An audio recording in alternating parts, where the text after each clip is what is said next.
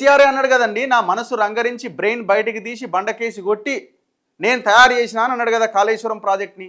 కూలక ముందు కూలంగానే నాకేం సంబంధం, ఇది ఇంజనీర్లకు సంబంధం, నాకు గ్రాడ్యుయేషనే కాదు, లేదు నాకు అసలు నేను గ్రాడ్యుయేటే కాదు అందులో అని మాట్లాడే. ఆల్రెడీ కాసుకొని కూర్చున్నారు. గతంలో విద్యుత్ కుంభకోణాలకు సంబంధించిన కేసులో ఆయన నరసింహారావు గారు ఒక ప్రెస్ మీట్ పెట్టినందుకే ఆ ప్రెస్ మీట్ని బేస్ చేసుకొని సుప్రీంకోర్టు దాకా వెళ్ళి ఆ చైర్మన్ని తీసేసేదాకా తేగలిగిరు వీళ్ళు, కేసీఆర్ అండ్ ఈ బ్యాచ్ అంతా కలిసి.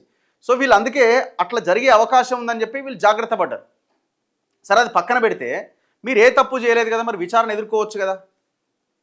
ఇప్పుడు వాళ్ళు ఓపెన్గా చెప్తున్నారు, వాళ్ళు ఓపెన్గా ఏం చెప్తున్నారు, మేము అసెంబ్లీలో చర్చకు పెడతాం, తర్వాత పబ్లిక్ డొమైన్కి వచ్చేస్తుంది ఆటోమేటిక్గా అని. మరి అసెంబ్లీలో చర్చకు రావచ్చు కదా. అసెంబ్లీలో చర్చకు వచ్చి మీరు ఈ కేసులో ఏదో జరుగుతుంది, ఎవరిని అరెస్ట్ చేస్తారని అయితే నేను అనుకుంటలేను.